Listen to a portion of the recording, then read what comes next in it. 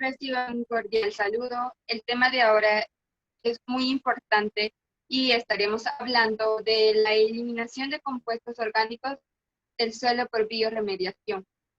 Nosotros pertenecemos a la Cátedra de Química Orgánica de la Facultad de Ciencias Naturales y Matemáticas. Dicha investigación está integrada por Jocelyn Yamilet Cruz Cartagena, Dinora Esmeralda Delgado Reyes y mi persona, Fátima Esmeralda Vázquez García.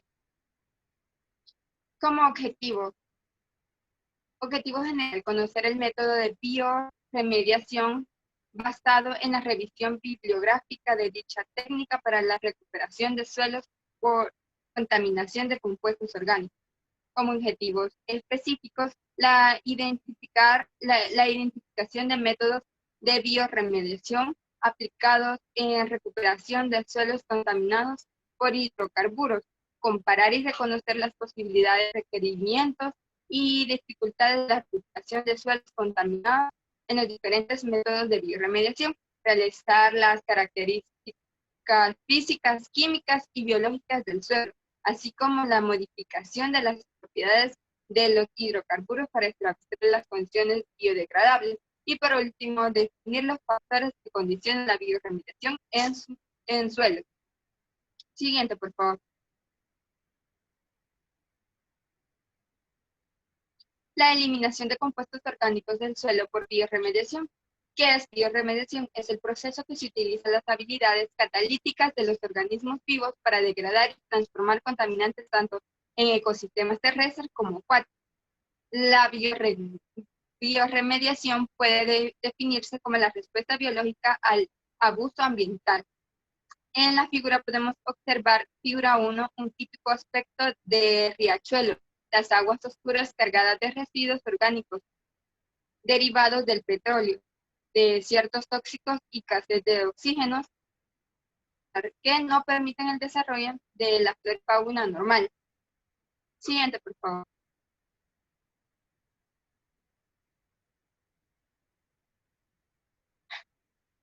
Permiten su ámbito de aplicabilidad es muy amplio, pudiendo considerarse como objeto de cada uno de los estados de la materia, sólido, líquido y gas, con aplicaciones sólidos, con aplicaciones sobre medios contaminados como suelos, líquidos, aguas superficiales y subterráneas, gases, emisiones industriales, así como productos derivados. También se puede realizar una clasificación en función de los contaminantes de los que se puede trabajar, que son hidrocarburos de todo tipo, alifáticos aromáticos, hidrocarburos clorados, compuestos nitroaromáticos, metales pesados, estos no se pueden metabolizar, y otros contaminantes. En el cuadro 1 podemos ver las ventajas y desventajas de bioremediación. Una ventaja es que son efectivas en cuanto a costos, y una desventaja es que requieren mayores tiempo de tratamiento. Siguiente, por favor.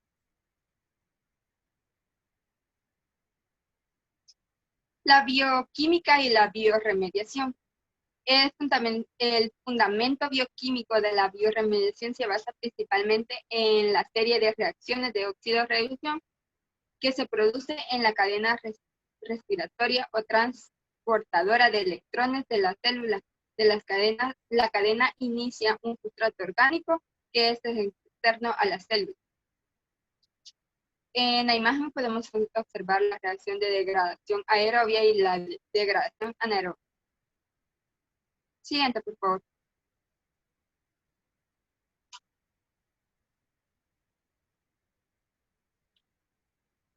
Siguiente, por favor. Bueno, la anterior.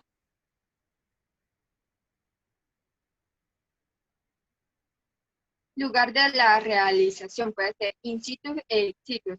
Las in situ son aplicaciones en las que el suelo contaminado es tratado o bien contaminantes, es decir, que se realizan en el mismo sitio.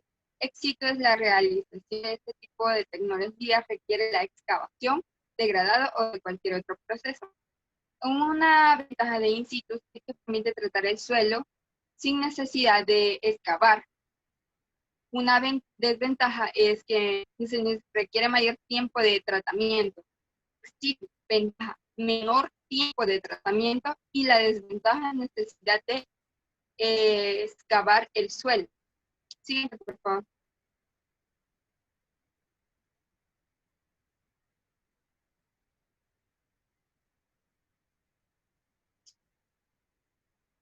Los ensayos de trazabilidad de la bioremediación en el suelo, para evitar si un tratamiento biológico es apropiado para la descontaminación de suelos, es necesario caracterizar tanto las poblaciones microbianas como la biodegradabilidad. En la imagen podemos observar el suelo contaminado y los pasos que se deben de seguir. Siguiente, por favor.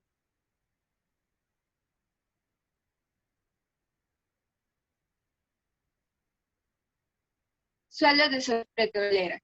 Las zonas de mayor exploración petrolera se localizan en zonas costeras. Estos sitios son ecosistemas externos donde prevalecen condiciones de acceso a altas temperaturas y alto contenido orgánico. Por lo que en zonas de inundación es común encontrar procesos anaerobios que dificultan la degradación de contaminantes. En la figura 3 podemos observar el transporte de nutrientes de agua de microorganismos en un suelo no contaminado. Muchas gracias.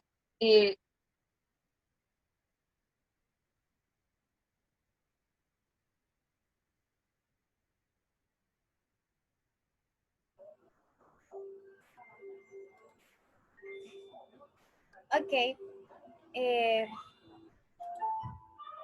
Tengan todos un cordial saludo. Yo soy Esmeralda Reyes y les voy a seguir hablando sobre los mecanismos de transferencia de los hidrocarburos en el suelo.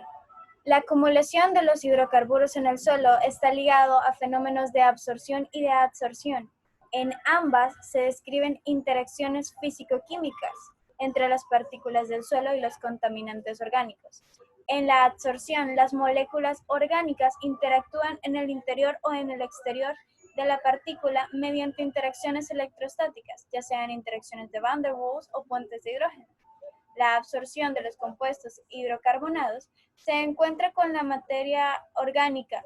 Dicha unión está asociada con los procesos de polimerización, la cual es la unión de cadenas cortas de compuestos orgánicos para formar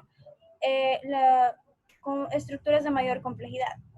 Las moléculas de los hidrocarburos se encuentran en equilibrio dinámico en las diferentes fases del suelo.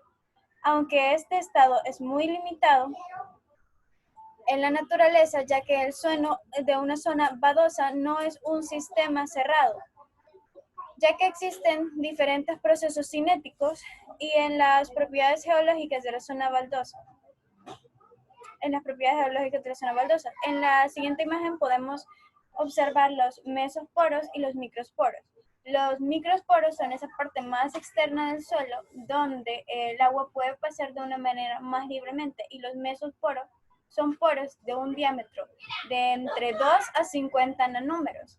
Estos tienden a evitar el paso de agua y por tanto el paso de contaminantes. Con respecto al petróleo y a sus hidrocarburos, el petróleo es un combustible natural complejo de varios tipos de hidrocarburos, es decir, moléculas que contienen básicamente carbono e hidrógeno, que pueden formar cadenas de átomos largas y cortas y de diferentes estructuras. Entre estos tenemos los saturados, o mejor conocidos como también alifáticos, que son los alcanos, alquenos y alquinos. Luego tenemos los aromáticos, cuyo compuesto más estudiado es el benceno. Luego tenemos las resinas, que son solubles, polares, amorfas, que contienen nitrógeno, azufre y oxígeno. Luego tenemos los asfaltenos, que son grandes moléculas polares coloidales. Luego tenemos la composición de la familia de los hidrocarburos. El estudio más detallado de los hidrocarburos de un crudo de petróleo agrupa estos compuestos, los siguientes: las parafinas volátiles, que son los N-alcanos y alcanos ramificados de un carbono hasta 106 carbonos. Luego tenemos Las parafinas no volátiles, que son los N-alcanos y alcanos ramificados de 11 carbonos y de 40 carbonos. Luego tenemos los naftalenos, que son los cicloparafinas y cicloalcanos. Luego las oleofinas, que son los alquenos. Los aromáticos, que son los que poseen el benceno. Los monoaromáticos con un solo anillo bencénico y sus alquilados como el tolueno y dialquilados como sileno. Tenemos los poliaromáticos, donde encontramos el naftaleno. Y en los poliaromáticos se dividen en dos: los que tienen 3 anillos, donde está el fenanteno, antraceno y fluoroceno, y los que tienen más de 3 anillos, que son los fluoranteno, pireno, etc. Luego vienen las resinas, que son mezclas complejas compuestas por núcleos policíclicos. Luego de esto tenemos los hidrocarburos totales del petróleo, TPH. El término TPH se usa para describir a un grupo de sustancias químicas derivadas del petróleo, debido al gran número de hidrocarburos involucrados en este. Luego tenemos en el siguiente cuadro ejemplos de los diferentes hidrocarburos. Tenemos los alifáticos, los aromáticos, las resinas, con un ejemplo de cada uno de ellos. Tenemos en los alifáticos los alcanos, los isoperoides. Los aromáticos tenemos los derivados del benceno. En las resinas y en los naftalenos tenemos ya compuestos más elaborados, que por ende tienen un peso molecular más alto y un punto de solubilidad un poco bajo por el peso molecular que estos poseen. Bueno, ahora le seguiré hablando a mi compañera. Muchas gracias.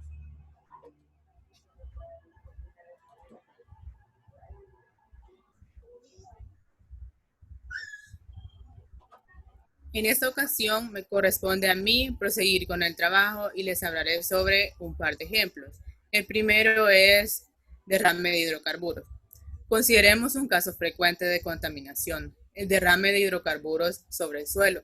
Normalmente este tipo de derrame, el petróleo se mueve hacia la capa subyacente del suelo, pudiendo alcanzar el nivel de las aguas subterráneas y moverse en la dirección de estas, alcanzando zonas algunos kilómetros abajo, en dirección del flujo de las aguas freáticas, formando lo que se denomina una pluma.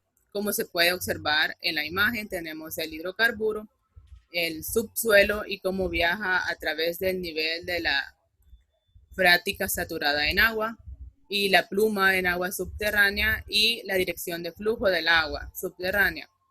Siguiente, por favor. La implementación del proceso de biorremediación, luego de una limpieza por métodos físicos, si fuese necesario, lleva los siguientes pasos. 1. Retirada de la fase líquida no acuosa. 2. Estudios hidrogeológicos. 3. Estudios microbiológicos. 4. Elección de ingeniería. 5. Instalación y comienzo de operaciones. 6. Operación y monitoreo. Y por último, fin de la operación. Siguiente.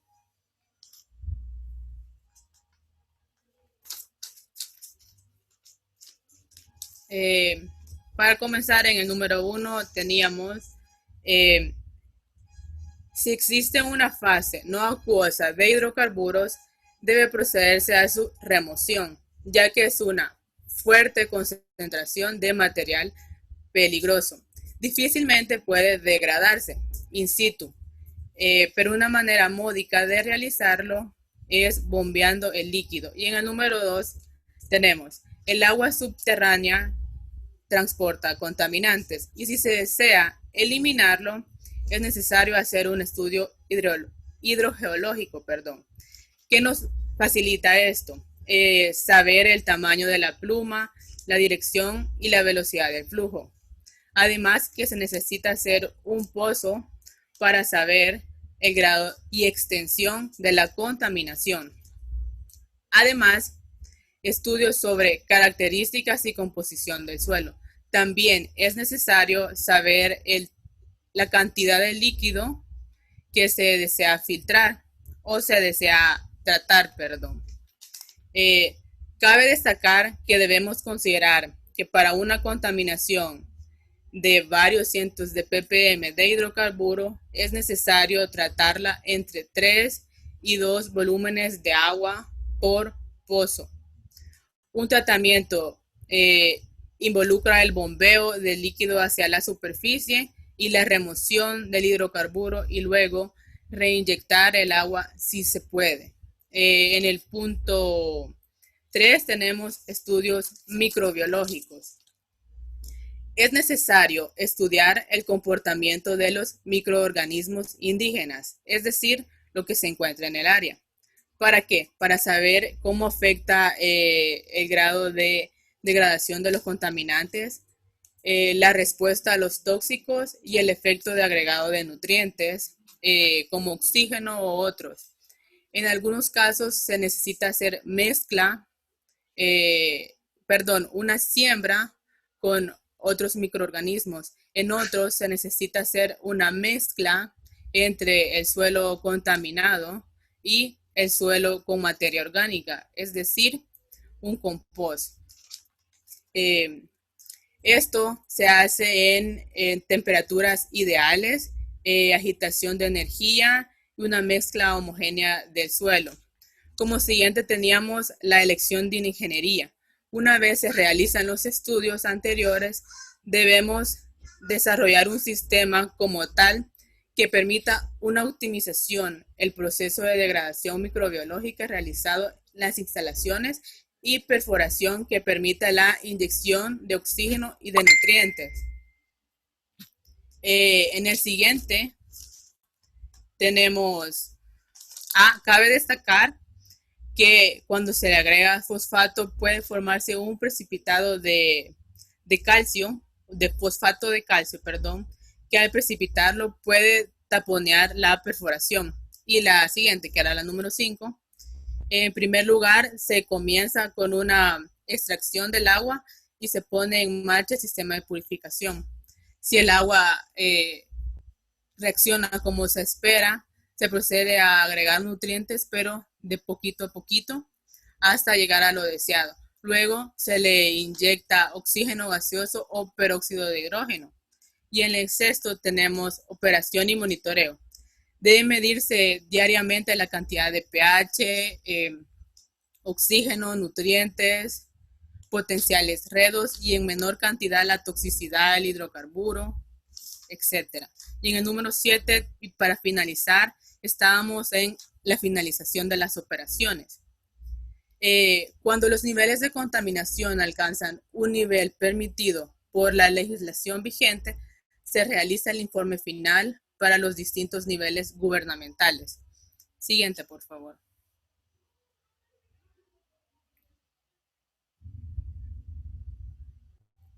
Otros ejemplos sería un suelo contaminado con TNT.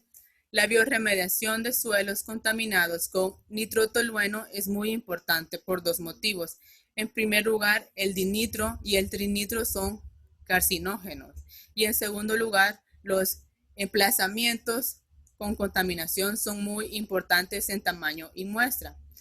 En algunos casos, estas contaminaciones de suelo es porque habían fábricas o había una producción indeterminada de TNT en el suelo. En ambiente estrictamente anaerobio, el 2,4 dinitrotolueno, es decir, TNT, puede reducirse totalmente a triaminotolueno, es decir, TATA, el cual puede ser detoxificado por polimeración en medio aeróbico o por una unión irreversible de arcilla. La transformación de trinitrotolueno por nitrotolueno por los microorganismos es cometabólica. Cabe destacar que este tipo de métodos está siendo utilizado como un ensayo de una prueba piloto, pero ha tenido buenos objetivos y buenos resultados. Uno de los objetivos de esto es poder tratar mejor los suelos con contaminantes, hasta 100 litros de TNT por cada kilómetro de suelo. Siguiente, por favor. Importancia de bioremediación. Comparada con los métodos de limpieza, la bioremediación es más económica y causa menos perturbación en un medio ambiente. La bioremediación puede ser una opción más segura y de menor costo, que otras soluciones alternativas, como la incineración o el enterramiento de materiales contaminados. Además, tiene las ventajas de que la contaminación es tratada en un lugar que se encuentra in situ, por lo que se evita grandes movimientos de suelo o sedimentos. A continuación procederá mi compañera.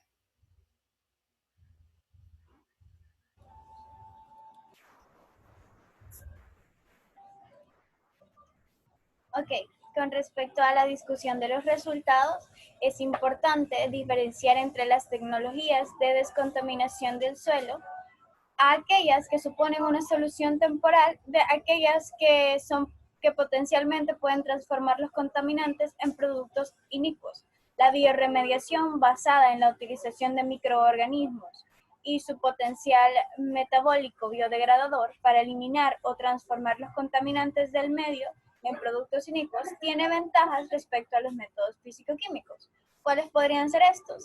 La extracción química, la excavación e incluso la incineración.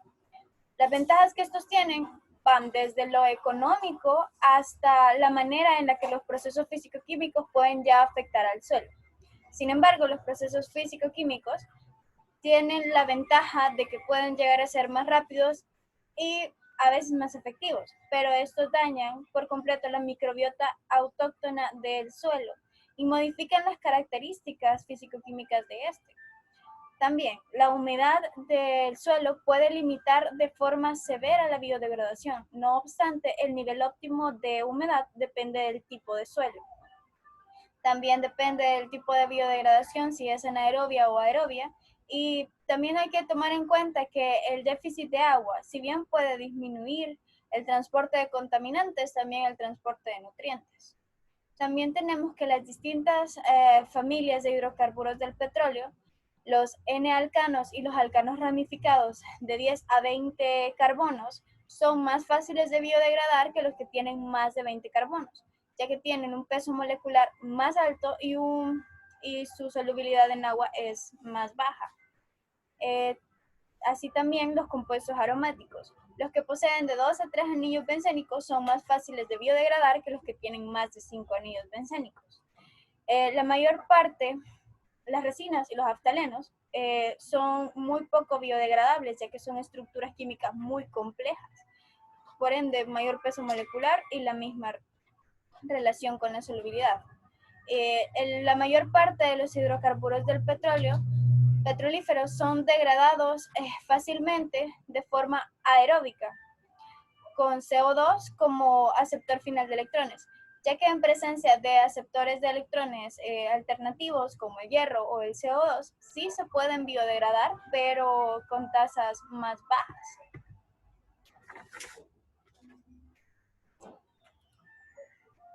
Con respecto a la conclusión, tenemos que la bioremediación es el tratamiento más apropiado a seguir en suelos contaminados por hidrocarburos por sus ventajas ya conocidas.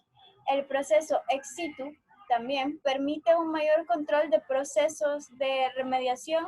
Mediante el movimiento de tierra, los agregados se degradan, teniendo los microorganismos más probabilidad de entrar en contacto con el contaminante para la degradación del mismo.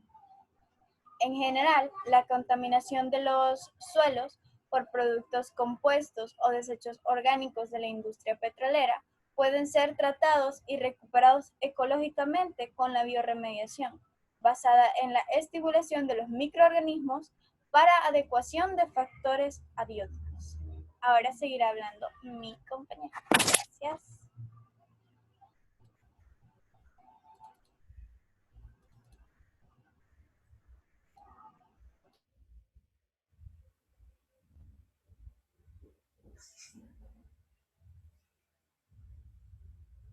Recomendaciones.